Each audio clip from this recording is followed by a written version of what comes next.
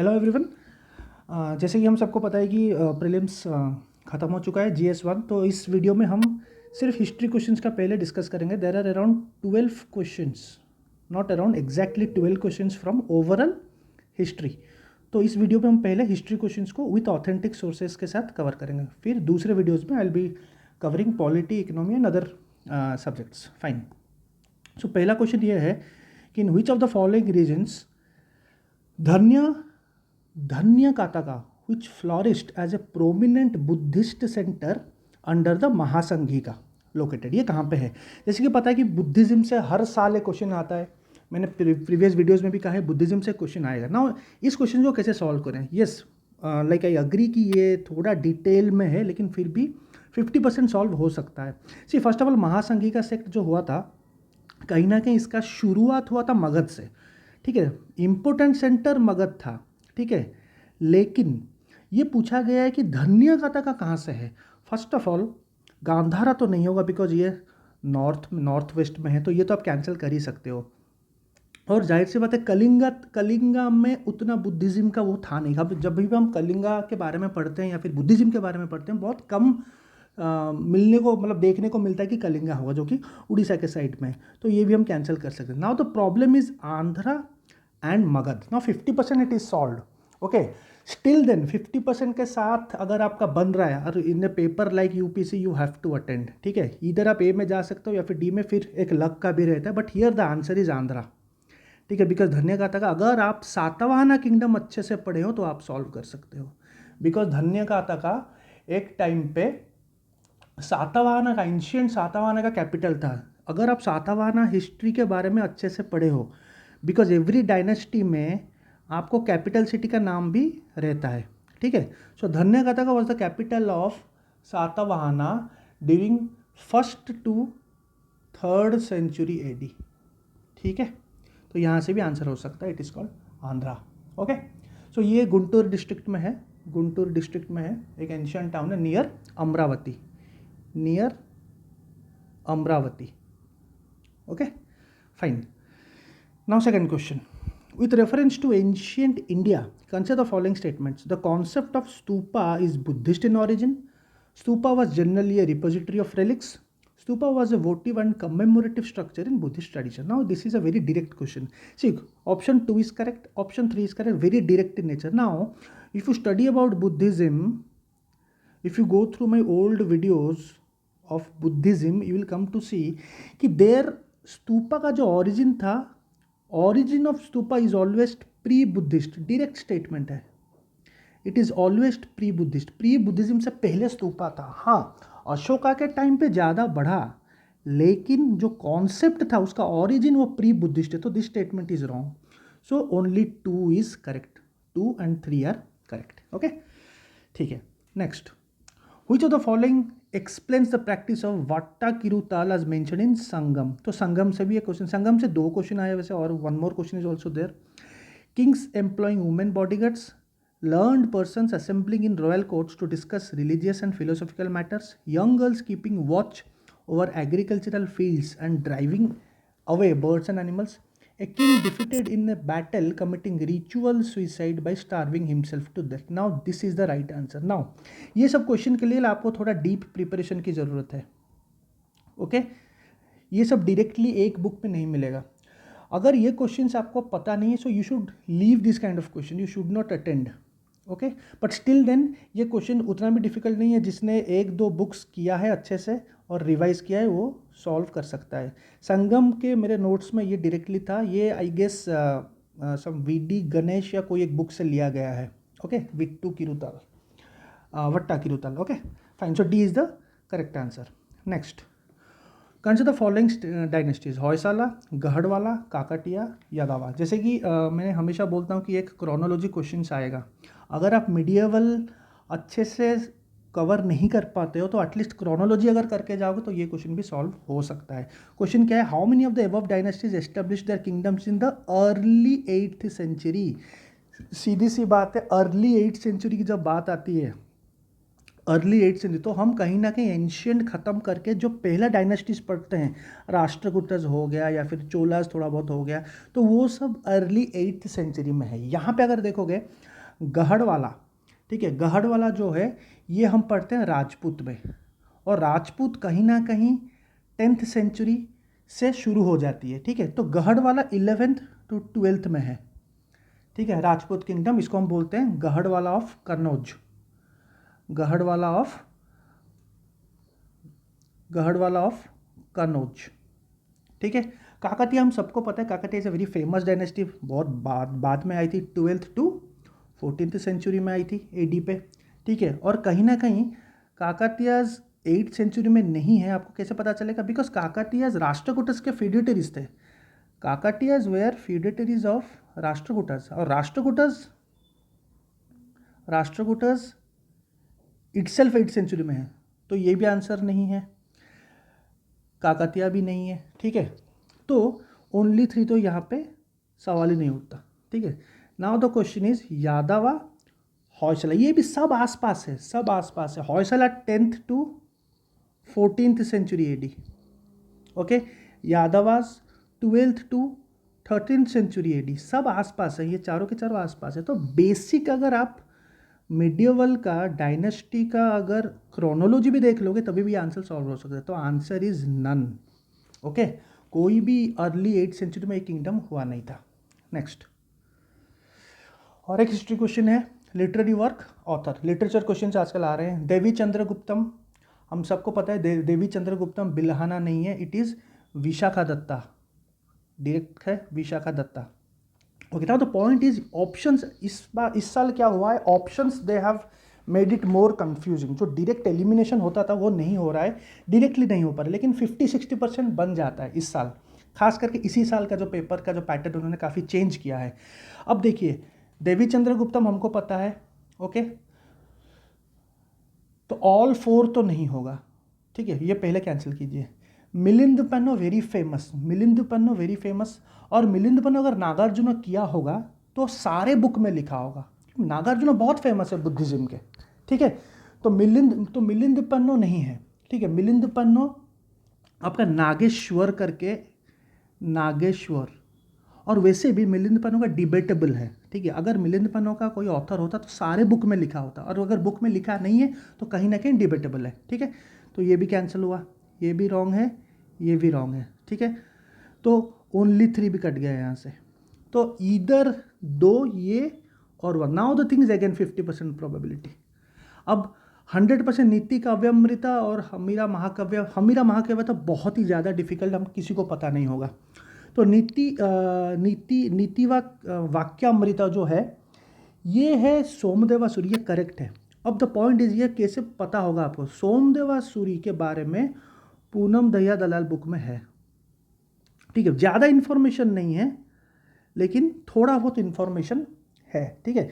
तो ये करेक्ट है, बिकॉज नीति काव्य अमृता को बोलते हैं nectar of the science of polity, ये बुक को बोलते हैं, ठीक है। और ये सोमदेवा सूरी कौन है? ये एक साउथ इंडियन जैन मॉन्क है।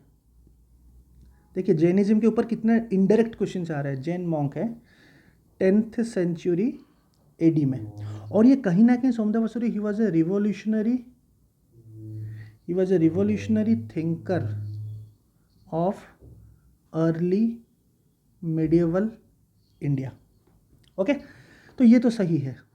नाउ हमीरा महाकाव्य एक 15th सेंचुरी संस्कृत पोएम है, 15th century AD Sanskrit poem है, जो कि ये सही है ना, नया चंद्र सूरी ने लिखा था। अब ये किसके अंडर में आता है?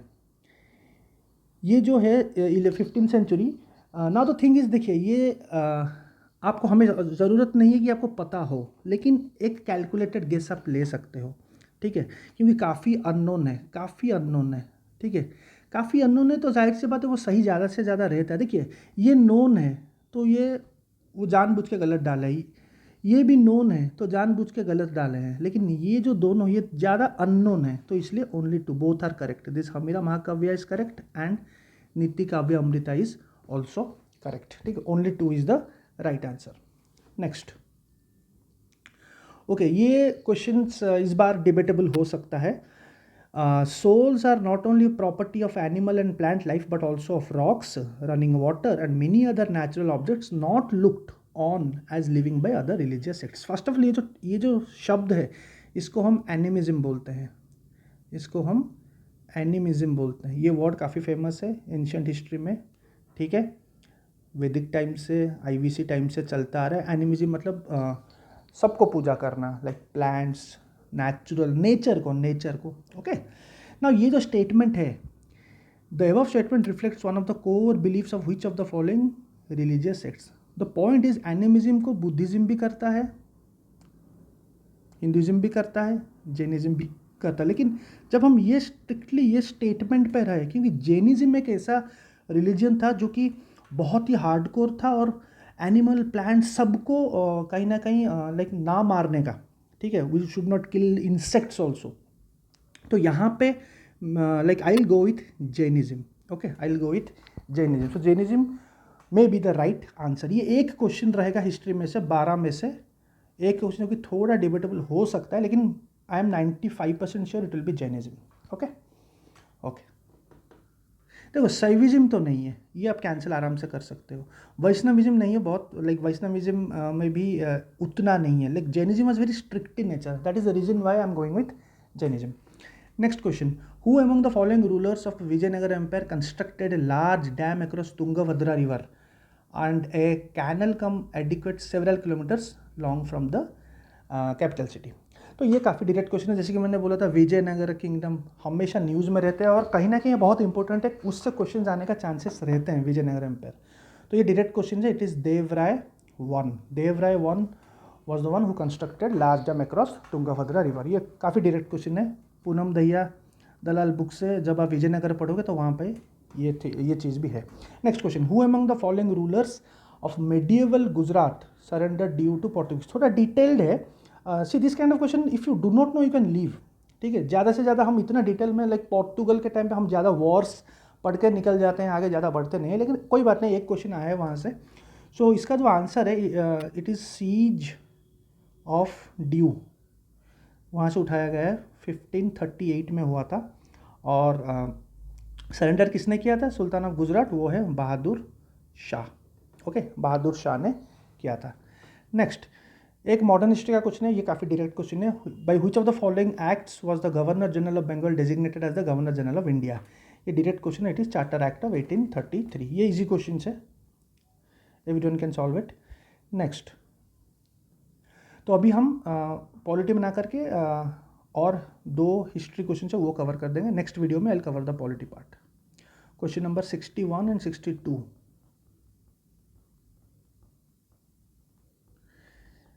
सो क्वेश्चंस लाइक 12 क्वेश्चंस आए हैं total, 7, 8 to 9 can be solved from history. Now this 61 questions, ये जो क्वेश्चन है with reference to Indian history, Alexander Rea, H. Longhurst, Robert Sewell, James Burgess and Walter Elliot. Now the thing is, ये questions हमारे बस की बात नहीं है, ऐसे हम कवर नहीं करते हैं। Now either you leave it, ठीक है, ईदर यू लीव इट और you have to apply your brain. How? देखिए, बड़े बड़े नाम है, सब ब्रिटिशर के नाम है, ठीक है, सब ब्रिटिशर के नाम है। आंसर क्या इधर? Associated archaeological excavations, establishment English press, establishment churches in princely states and construction of railways. Now the things, यहाँ पे इंग्लिश प्रेस का एक चैप्टर है मॉडर्न हिस्ट्री में, हमने इन सब के नाम ज़्यादा नहीं पढ़े हैं। जब हम प्रेस की बात करते हैं, पूरा प्रेस की बात करते हैं, ओके, कहीं ना कहीं प्रेस रिस्ट्रिक्शंस बहुत रहते थे, प्रेस रिस्ट्रिक्शंस बहुत रहते थे, ठीक है, एक्सेप्ट मैककेफे, बाकी सब ने बहुत रिस्ट्रिक्शंस लाए थे, तो इसको तो आप कैंसिल कर ही सकते हो। Establishment of churches in princely states, princely states में तो ज़्यादा कुछ लाइक बहुत सारे ऐसे प्रिंसली स्टेट्स थे, और प्रिंसली स्टेट्स मोस्टली उनका जो रिवोल्ट होता है वो 1920s के बाद 30s में थोड़ा बहुत लाइमलाइट में भी आया, तो इसको भी आप कैंसिल कर ही सकते हो। नाउ रेलवेज, हम रेलवेज़ के बारे में भी बहुत पढ़े हैं, लाइक जो डलहौसी के टाइम से हुआ था, डलहौसी के टाइम पे हुआ था, तो वहाँ पे भी ज़्यादा कुछ इन्फॉर्मेशन हमको ये मिला नहीं है। तो ज़्यादा से ज़्यादा जो लोग होते हैं वो बहुत सारा आर्कियोलॉजिकल एविडेंस करते हैं, तो एक कैलकुलेटेड रिस्क ले सकते हो, लेकिन I will prefer you should leave this kind of questions. तो ये सब जो लोग हैं ये सब आर्कियोलॉजिकल एक्सकैवेशंस किए हैं, जैसे कि वॉल्टर एलियट थोड़ा फेमस है, इनमें से थोड़ा फेमस ये आदमी है जिसने 1845 में इम्पोर्टेंट स्कल्पचर कलेक्ट किया था, ठीक है, कहाँ से, फ्रॉम अमरावती स्तूपा, अमरावती स्तूपा, और उसको हम बोलते हैं एलियट मार्बल्स, ठीक है। इवन ये जो रॉबर्ट स्वेल है, रॉबर्ट स्वेल ने भी अमरावती में बुद्धिस्ट लाइक कुछ आर्कियोलॉजिकल वर्क किया था बुद्धिस्ट स्तूपास के लिए। तो the correct answer is archaeological एक्सकैवेशंस।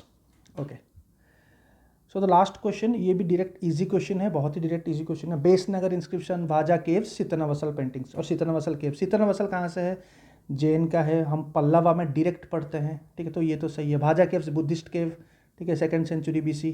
Besnagar inscription हम पढ़ते हैं, बेसनगर इंस्क्रिप्शन हम कब पढ़ते हैं, ये है आपका वैष्णविज्म के लिए, ठीक है। वैष्णगर इंस्क्रिप्शन कहाँ पे पढ़ते हैं, शुंगा डायनेस्टी में पढ़ते हैं, जस्ट